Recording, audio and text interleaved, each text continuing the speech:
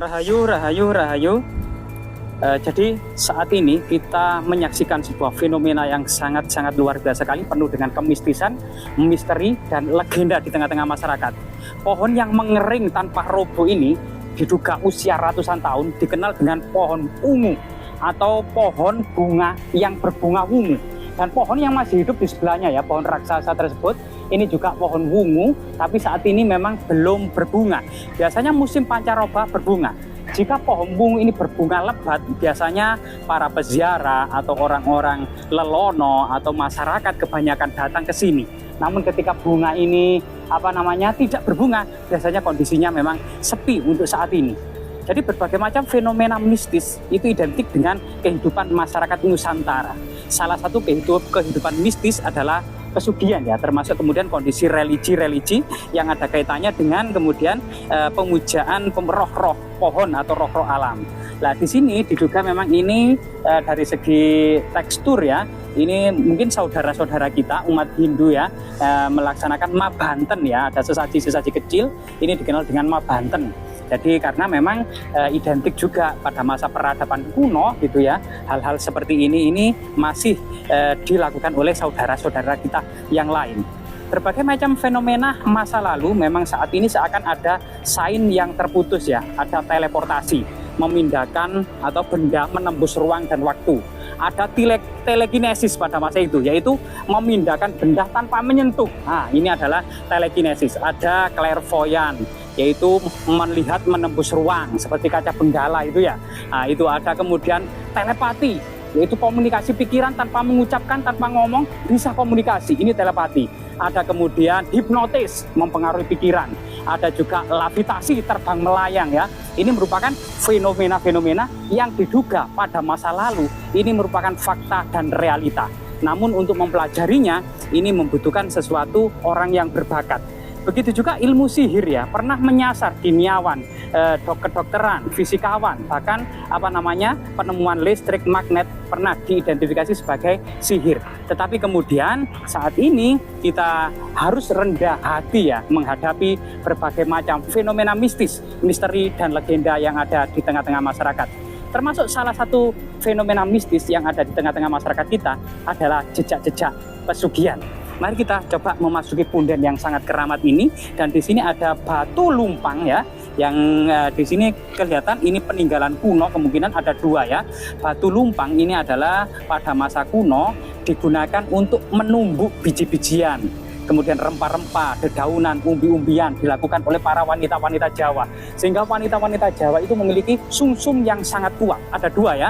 Bahkan dalam kitab Sumana Santaka, Samaradhana, dan Arjuna Wihapa, para wanita selain menumbuk biji-bijian, juga menanam padi, menyiangi padi, memanen padi ya, menjemur padi, menumbuk padi, sampai menanak nasi. Selain hal itu, para wanita juga membuat tembikar, menenun, menjahit gitu ya. Ini semua dilakukan oleh para wanita. Termasuk beberapa prasasti menyebut para wanita juga sebagai petugas irigasi, yaitu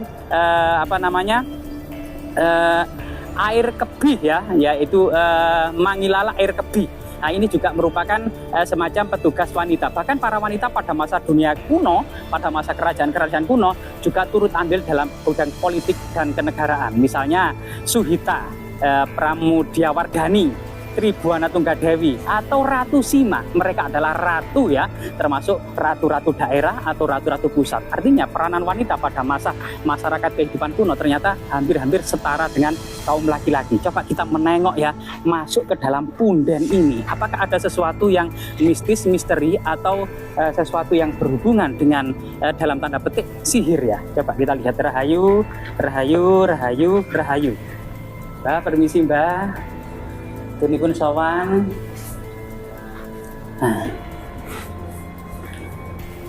Rahayu, rahayu, rahayu, rahayu.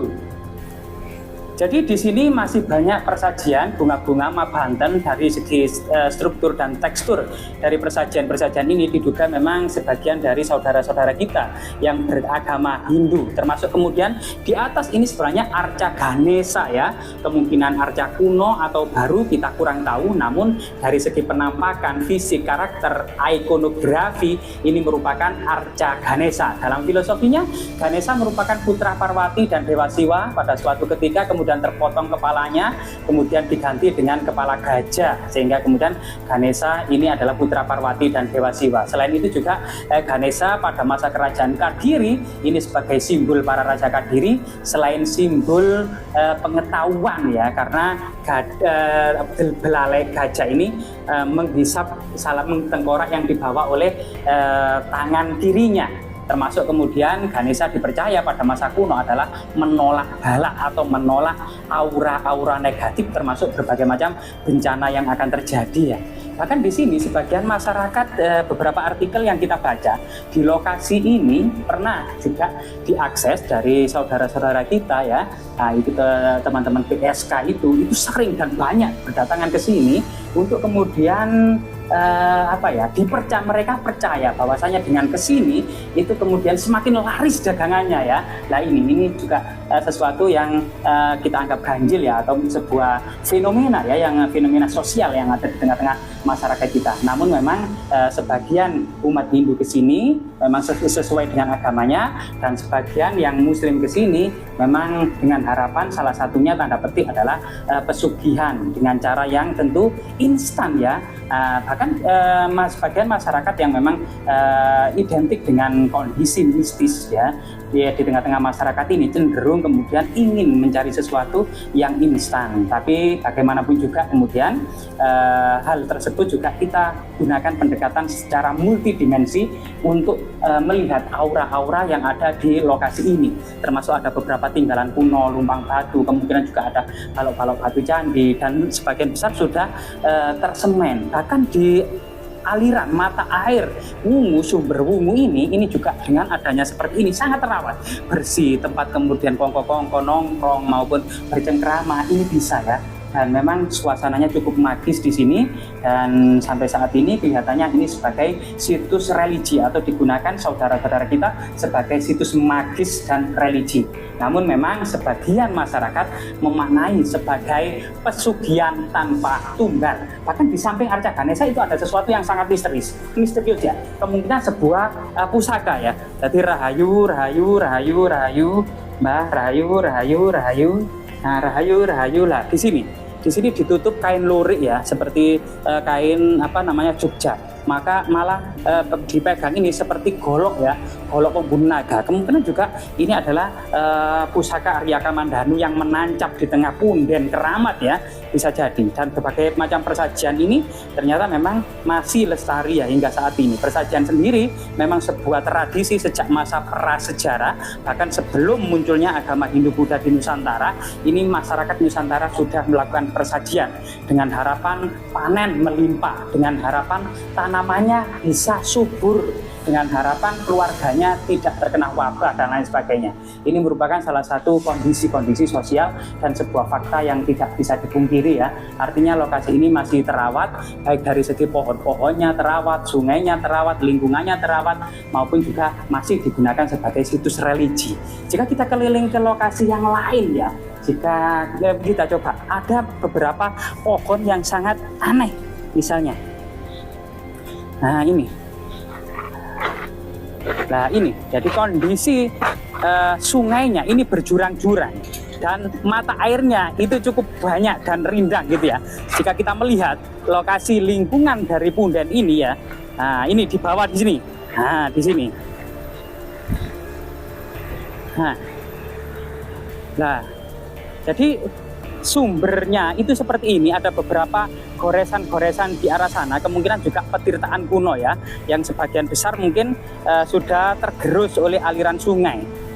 Dan memang cerita tentang keberadaan sumber Wungu atau mata air dari pohon bunga Wungu ini diambil dari pohon-pohon raksasa yang memang berbunganya Wungu ya, selain kemudian dirawat begitu indah. Kalau ini adalah pohon beringin. yang pada masa lalu disebut juga pohon Bramastana.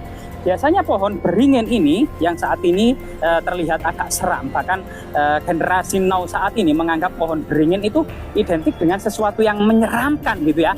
Apalagi akarnya atau akar nafas ini ya, ini bergelantungan seperti ini diidentikan dengan sesuatu yang menyeramkan. Padahal akar nafas ini adalah membantu pohon menghisap nutrisi yang ada di udara ya untuk pertumbuhannya, termasuk menghasilkan oksigen murni serta menyerap karbon dioksida yang sangat bermanfaat bagi kehidupan manusia. Jadi pohon Bramastana ini di beberapa literatur, misalnya kitab Negara Kertagama, ini ditanam berjajar kiri kanan jalan sekeliling istana Majapahit ya. Pohon Bramastana berkaki bodi, berjajar panjang, berbentuk aneka rupa, tempat para tanda menunggu paseban. Lah ini salah satu kutipan dari kitab Negara Kertagama. Artinya pohon beringin memang selain bisa kemudian memberikan kesejukan, menghasilkan oksigen, serta kemudian bisa menjadi salah satu pertanda saat ini ya keberadaan situs yang sangat keramat di bawahnya, termasuk kemudian diduga di Punden ini ya, sampai saat ini masih digunakan sebagai situs magis dan religius.